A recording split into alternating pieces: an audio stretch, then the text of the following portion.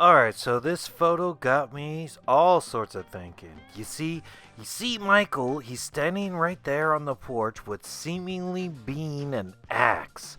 And who has axe? Firemen. Firemen have fire axes. That's what they're doing, and it looks like a stream of water is coming down from like on the roof, and it's dripping down everything over the porch. So let's get into some crazy how Michael escaped theories.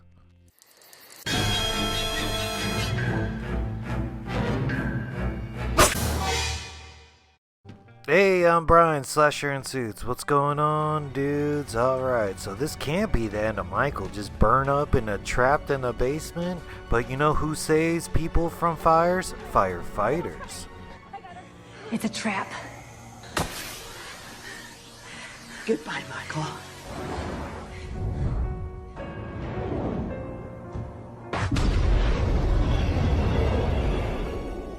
See, so that's the last time we saw Michael. Caught in their trap. Caught in the basement, caught on fire. And look at that burning house right there. You don't see any firefighters there yet.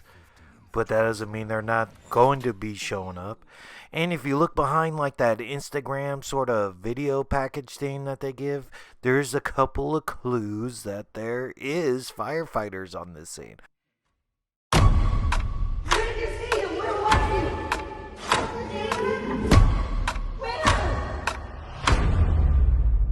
Action!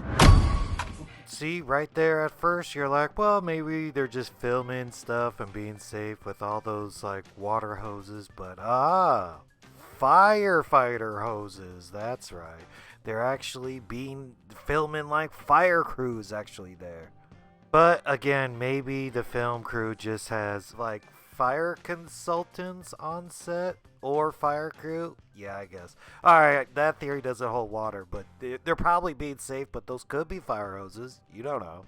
But definitely check this out. That is actually a stream of water, and water puts out fires. And fire teams, firefighters use water to put out fires. That's a healthy stream too. There's no garden hose, that's a firefighter hose. And really look what is in Michael's hand. I saw this photo a long time ago, but then I just figured that could be a pickaxe or something, Michael was caught in a basement, and what do you keep in your basements? Maybe like pickaxes or axes? I thought it could have been just in the basement anyway. Right? Laurie might have been like, well, I wasn't really prepared to keep Michael down there. I had my guns and everything down there. Well, if I was just stupid, I kept like tools like a axe down there. But now, after this firefighters on the scene revelation, I just go, wow, that could definitely be a fireman's axe.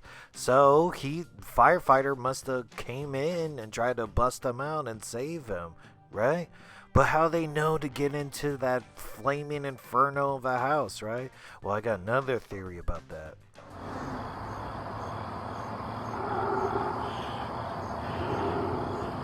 Say something.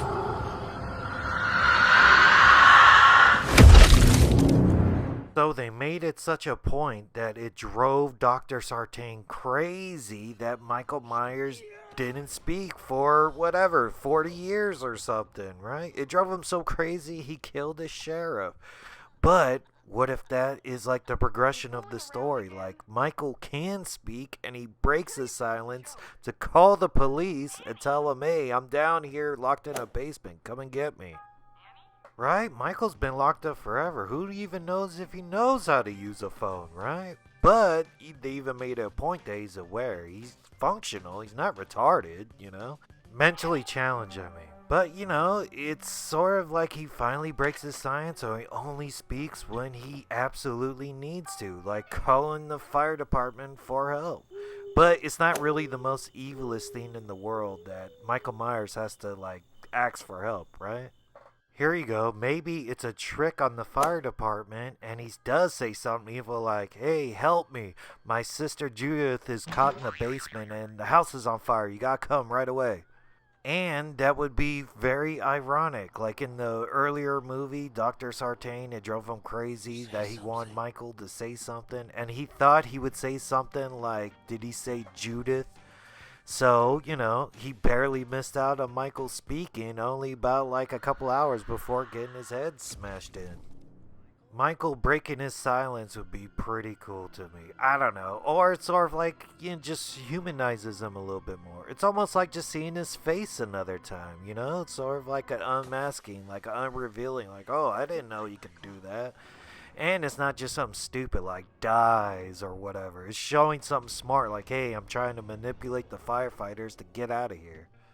And check this out for size. What if the audience might never just hear what Michael actually says on the 911 call, right? Maybe it's not even like public record, or we will just know that he called, but we never actually hear it. So we know for like Michael Meyer nerds like us, like, oh, what? He called? He actually talked on the phone, but we're like, what did he say? Tune in for Halloween Ends to find out, you know? Alright, that's enough Halloween Kills update for now. And check out my other Halloween Kills update videos. And I heard they might be doing a de-aging like Loomis. So, you know, just because someone's dead doesn't mean they can't be in a sequel anymore. So, any news comes out about that, and you know I'm going to mess with that trailer as soon as it drops. So, alright, so check out some other videos. Thanks for watching. I'll catch you dudes later. Later, dudes.